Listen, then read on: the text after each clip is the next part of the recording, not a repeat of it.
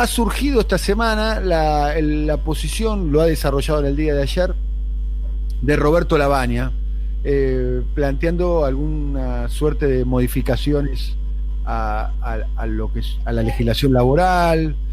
También está subyacente la idea, todavía no se conoce exactamente cómo va a ser la nueva ley de movilidad jubilatoria, pero son dos viejos reclamos que quizás vienen con otro vocabulario, con otro argot, con otro recorrido, pero son dos viejos reclamos del Fondo Monetario, ¿no? El tema de lo previsional y lo laboral. Yo te diría, Daniel, que son dos obsesiones del neoliberalismo, son dos obsesiones de los poderes concentrados, y el Fondo Monetario como institución que protege y difumina ese sistema de valores, ese sistema, ese sentido común, esa ideología, y la perpetra a través del mundo. Bueno, ha sido consistentemente un organismo que ha pedido flexibilización laboral y achicar el sistema previsional. Son dos obsesiones permanentes. Y podemos marcarla en algunos momentos. No sé si está todavía el profesor Viñaski o no, pero es un tema muy lindo para charlar con él, porque vos tenés el momento de los 90. Llamémoslo a Viñaski, por favor. El momento de los 90, donde, bueno, todo eso se institucionalizó a través de leyes, ¿no? Reforma del Estado, la reforma laboral, la famosa flexibilización laboral.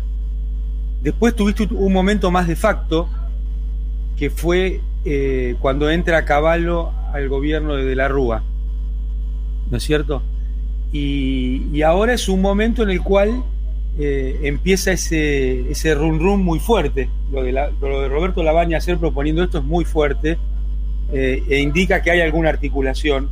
Leíamos el viernes pasado una columna también en uno de los diarios de mayor circulación, en la cual lo decía con todas las letras, que eran entre las cosas que venía el Fondo Monetario a reclamar. Pero primero, ahora viene la negociación de Argentina con el Fondo Monetario Internacional, y es un punto de mucha tensión, muy importante, en el cual yo creo que hay que estar muy cerca del gobierno para estar todo el tiempo alertando y pidiendo que no pasen este tipo de cosas. Néstor Kirchner hizo muchas cosas importantes y se lo valora por distintas acciones y decisiones políticas. Ahora, para mí hay tres que lo marcan en la historia grande y para siempre, que son haber bajado el cuadro de Videla, haberle dicho no al ALCA, y quizá estructuralmente una muy profunda en la historia argentina, que fue sacarse de encima al Fondo Monetario Internacional en febrero del 2006 pagándole. Si Argentina no se hubiera sacado de encima el Fondo Monetario, los 12 años de mejoras no hubieran existido. Entonces, este es el nivel de importancia que tiene este hecho, porque si uno discutiera con el fondo condiciones financieras, metas de, por ejemplo, metas de superávit, bueno, serían cosas que la negociación podría salir bien, mal o regular, y entonces esto tener un impacto menor sobre la economía argentina. Ahora, el problema es cuando el Fondo Monetario se mete en la institucionalidad argentina, en las leyes argentinas. Y entonces quería repasar un poco qué pasó. En los 90, con las leyes de flexibilización laboral, de reforma del Estado, viste que reforma del Estado es una forma elegante de ellos decir echen a todos. Nosotros hicimos una reforma del Estado que fue recuperar el sistema de AFJP, donde nadie perdió su puesto de trabajo. Se puede hacer una reforma del Estado sin tirar a la gente por la ventana como pretende el neoliberalismo. Entonces, ¿qué sucedió en los 90? Bueno, resulta que cuando bajaban los, entre comillas, costos laborales, creció el desempleo. Creció el desempleo de tal manera que para el momento de la alianza, 1 de cada 4 argentinas y argentinas había perdido su trabajo. Y ahí vino el segundo golpe, que tuvo dos formatos. Un formato era que Cavallo todo el tiempo estaba proponiendo los planes de competitividad. ¿Qué querían decir? Simplemente te bajo los aportes patronales. Cuanto empresario pasaba quejándose, le armaban un plan de competitividad que implicaba bajarle los costos laborales. Y el otro fue la ley de déficit cero, que Cavallo, Patricia Bullrich, el que ahora es gobernador de Jujuy, ¿cómo se llama? Morales. Morales, Gerardo Morales, era secretario de Seguridad Social en ese momento, y ellos llevaron adelante la ley de déficit cero que se comprometieron con el fondo, la llevaron al Congreso y fue el famoso recorte del 13% a los jubilados, a los maestros, a las maestras, a los profesores universitarios, a los trabajadores estatales, a la obra pública, a todo. Y otra vez la pregunta es, ¿qué impacto tuvo eso? ¿La Argentina mejoró? No, la Argentina empeoró. Cada vez que se le hizo caso a estas obsesiones del Fondo Monetario, la Argentina empeoró. Y esto es lo que nos muestra la historia concreta, no los cuentos de las notas de los periodistas serios o de los grandes economistas. La realidad es que cuando hicimos como país lo que ellos pidieron, a la Argentina le fue peor, a cada argentina y argentino le fue peor, perdió su trabajo, perdió sus ingresos, le bajaron mucho las posibilidades de realizar su vida y sus sueños. Y el último formato fue el de Macri, que fue distinto, pero vino por el otro lado, vino con el aumento descomunal de los servicios públicos, también erosionando los salarios, también destruyendo las posibilidades de vida, también aumentando los costos empresariales junto con la tasa de interés de Macri, que directamente fue, si no hubiera sido un robo, uno podría decir que es delirante. Entonces, sí. No, lo que yo quería decir es que tengamos cuidado con estas recetas que vienen siempre con nombres muy modernos, muy mainstream, muy trabajados, pero significan destruir la posibilidad de jubilarte y destruir la posibilidad de que tengas un trabajo. Esto es lo que marca la realidad. Cada vez que se aplicaron esas leyes con sus lógicas implacables, hubo menos puestos de trabajo, hubo menos crecimiento, hubo más deterioro de la vida en Argentina. Todo lo demás es cuento, y ahora aparece el cuento otra vez como una idea zombie que no se termina de morir. El fondo viene con la reforma laboral, con la libertad para que los salarios más altos puedan aportar a cambio de no pagar impuestos a las ganancias en su cuenta individual, y la famosa reforma laboral que ya está circulando. Ya vemos que el mainstream tiene sus voceros y ya está circulando la reforma laboral, que va a traer más desempleo, peores salarios, y en definitiva una Argentina cada vez más difícil para vivir, porque el problema es conceptual. Si vos concebís al salario como un costo, primero estás sacando al ser humano de la economía. Es lo mismo una tuerca que un salario. Pero segundo, y en otro plano, porque el primero podría ser, vamos a decir, filosófico, ideológico, en el plano de la sustentabilidad y de la realidad económica, le está sacando la demanda agregada a la economía argentina.